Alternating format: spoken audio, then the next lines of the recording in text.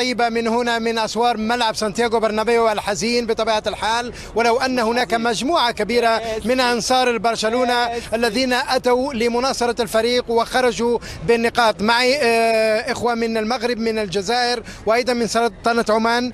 أنت كمناصر للبرسا، كيف كان رأيك في هذه المباراة؟ والله المباراة كانت عادلة.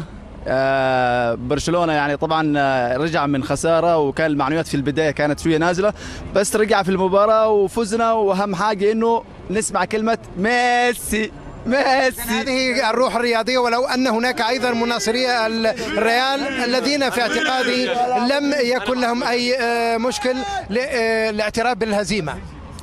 شوف، 2-2 هي النتيجة العادلة، 3-2 نتيجة مش عادلة، وكرت أحمر راموس ما بعرف جمهور ريال مدريد هل يتفق مع كرت أحمر راموس؟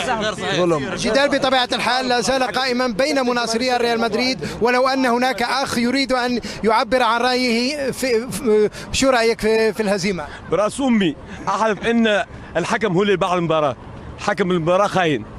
إذن هذه تصريحات بطبيعة من خسر المباراة وأيضا من فاز بها. أعود إليك الأخضر.